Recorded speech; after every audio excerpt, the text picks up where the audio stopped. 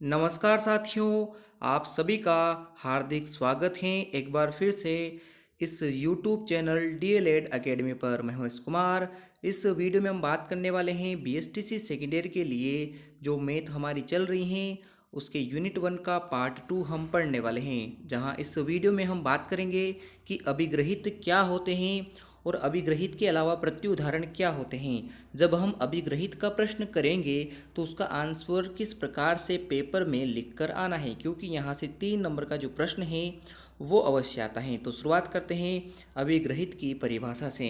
जैसा कि आपको दिखाई दे रहा है, गणित में प्रयोग किए जाने वाले ऐसे कुछ स्वप्रमाणित सत्य कथन, यानी गणित में पहले से कुछ ऐसे स्वप्रमाणित पहले से सिद्ध हो चुके कुछ ऐसे कथन होते हैं जिन्हें आप बिना उपपत्ति का मतलब होता है कि बिना किसी प्रूफ के सत्य मान लेते हो। ऐसे ही कथन क्या कहलाते हैं? अभिग्रहित कहलाते हैं। यानी गणित में कुछ ऐसे सत्य कथन होंगे जिनका आप बिना संकोच के प्रयोग कर पाते हो और गणित का प्रश्न आप हल कर पाते हो। जैसे कि त्रिभुज के तीनों कोण होते हैं उनका योग 180 डिग्री होता है।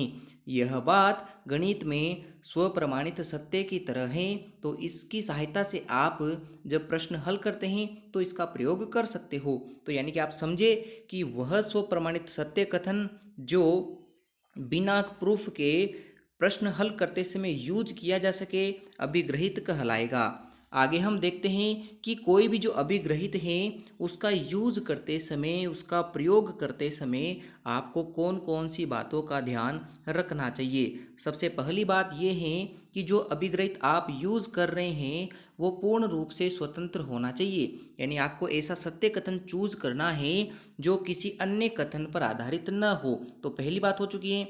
दूसरी बात क्या है कि अभिग्रहित के अनुसार, कोई भी जो अभिग्रहित है उसके अनुसार कोई कथन जो है सत्य और असत्य दोनों सिद्ध नहीं किया जाना चाहिए। इसका मतलब ये है कि जब भी आप अभिग्रहित का प्रयोग करें तो वो सत्य प्रयोग करें, उसको बाद में असत्य सिद्ध नहीं किया जाना चाहिए। तो यानी एक कथन सत्य और असत्य दोनों नहीं हो सकता, उसे केवल सत्य कथन के रूप में स्वीकारा जाएगा। आगे बात करते हैं कि कोई भी जो अभिग्रहित हैं वो स्वयं सिद्ध सत्य कथन के तरह प्रयोग में नहीं होगा। जो नेक्स्ट वीडियो है वो इसी पर होगा कि स्वयं सिद्ध सत्य कथन क्या होते हैं और ये अभिग्रहित से किस प्रकार से अलग हैं। अभिग्रहित और स्वयं सत्य सिद्ध कथन में बस समानता ये है कि दोनों बिना किसी प्रूफ के गणित में सत्य के साथ प्रयोग होते हैं, यानी इनको सिद्ध करने की आवश्यकता नहीं होती है, परंतु दोनों अलग अलग हैं। इसलिए यहाँ कहा गया है कि अभिग्रहित जो हैं उनको आप कभी भी स्वयं सिद्ध सत्य कथन के रूप में नहीं चुनोगे। तो ये बात हो चुकी है कि 3 बातों का आप विशेष ध्यान रखें कि पहली तो पूर्ण रूप से अभिग्रहित स्वतंत्र हो, उनको सत्य असत्य सिद्ध न किया जा सके, और अभिग्रहित जो हैं वो कभी भी स्वयं सिद्ध सत्य के रूप में नहीं चुने जाएंगे। अब हम बात करते हैं कि एक्चुअल में जो अभिग्रहित हैं उनको आप किस प्रकार से परिभाषित करते हो।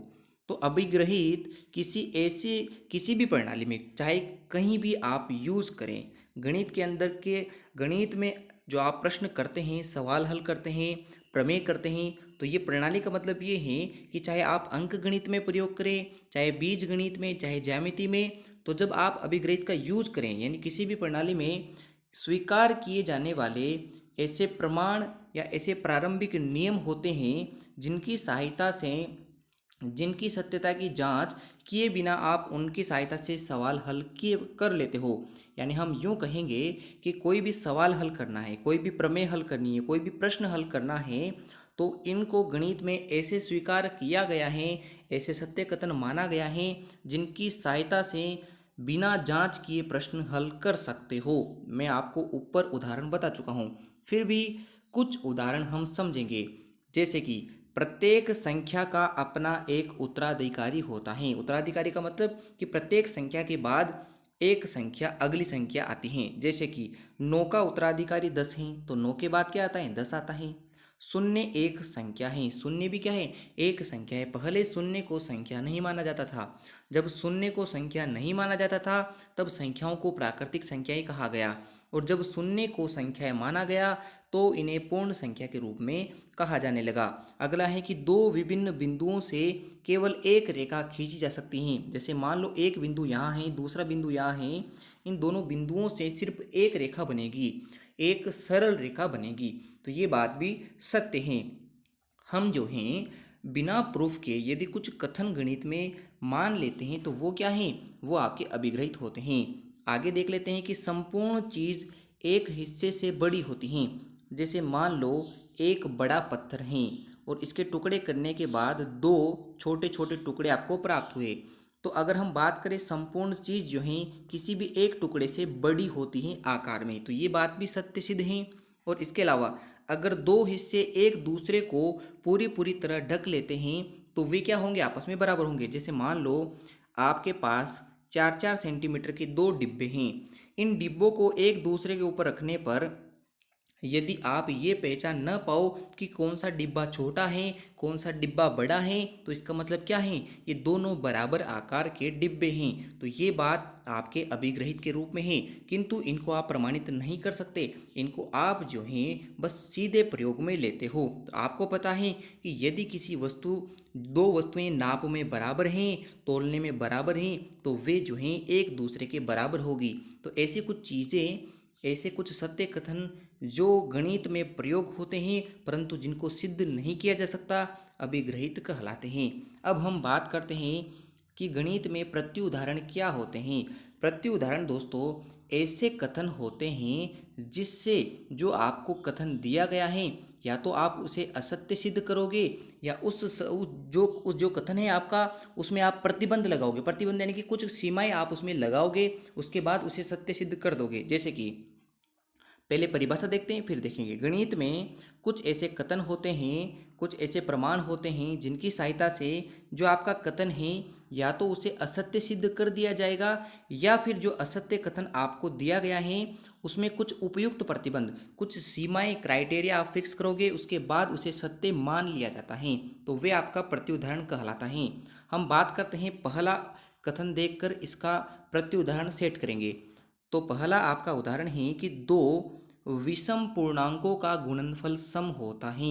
यह बात असत्य है, सदैव असत्य कथन है। कल मैंने आपको कथन पढ़ाए थे, उसमें मैंने आपको पढ़ाया था कि संदिग्ध कथन, असत्य कथन और सत्य कथन तीन प्रकार के कथन होते हैं। तो उनमें से इसकी कैटेगरी कौन सी है? तो इसकी कैटेगरी है सदैव असत्य कथन। क्यों? क्योंकि इसे प्रतिबंध लगाकर भी सत्य नहीं किया जा सकता। प्रतिबंध का मतलब कि इसको हम कोई ना कोई जो आपका कोई ना कोई जो शब्द हैं उसको जोड़कर इसे सत्य नहीं बना सकते, क्योंकि हम जानते हैं कि जब भी हम दो विषम संख्याओं को, विषम पूर्णांकों को गुणा करेंगे तो हमेशा विषम पूर्णांक ही प्राप्त होगा। जैसे 3 को 5 से गुणा किया, कितना आ गया? 15। 3 भी एक विषम संख्या थी, 5 भी एक विषम संख्या थी और 15 भी जो आपका आंसर आया है वो भी एक विषम संख्या है। तो हम इसे सत्य सिद्ध नहीं कर सकते, तो यह एक असत्य कथन माना जाएगा। तो प्रतिबंध नहीं लग सकता, और जहाँ प्रतिबंध नहीं लगता है तो वहाँ प्रत्युदाहरण हो भी सकता है और नहीं भी।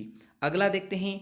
अगला आपके सामने कथन है कि किसी भी संख्या को स्वयं से विभाजित करेंगे तो हमेशा भागफल कितना आएगा? 1 आएगा। बात तो सत्य है परंतु पूर्णतया सत्य नहीं है। क्यों? देखना, जैसे 2 में हम 2 का भाग देंगे, कितना आ गया? 1 आ गया। 1 में हम 1 का भाग देंगे, 1 आ गया। 5 में हम 5 का भाग देंगे, 1 आ गया। किंतु 0 में जब हम 0 का भाग देते हैं तो कभी भी 1 नहीं आएगा। और जब 1 नहीं आया, हर सिचुएशन में 1 नहीं आया, इसका मतलब क्या हो गया? कि आपने जो बात बोली है वो पूर्णतया लागू नहीं हुई है, उसमें कुछ कमी है। तो उस कमी को जब आप दूर कर दोगे तो आपका कथन जो है, बाकी कथन सत्य था, उसमें थोड़ा सा प्रतिबंध लगाना है। तो हम ये कहेंगे कि ये जो कथन है वो असत्य है, सदैव असत्य नहीं है, सिर्फ असत्य है। इसे हम प्रतिबंध से सुधार सकते हैं। यदि शून्य के अतिरिक्त हम कंडीशन ये लगा दें कि शून्य के अतिरिक्त कोई भी संख्या ले और उस संख्या में खुद का भाग दे देंगे तो फिर हमेशा क्या प्राप्त होगा? 1 प्राप्त होगा। तो आपने प्रतिबंध के रूप में क्या लिखा कि यदि शून्य के अतिरिक्त, तो ये जो आप देख रहे हो ये आपका प्रतिबंध है जो आपने कथन को सत्य सिद्ध करने के लिए लगाया है। तो दोस्तों आपको समझ में आया होगा कि प्रत्युदाहरण क्या होते हैं, आपके अभिग्रहित क्या होते हैं, अभिग्रहित का यूज़ किस प्रकार से किया जाएगा।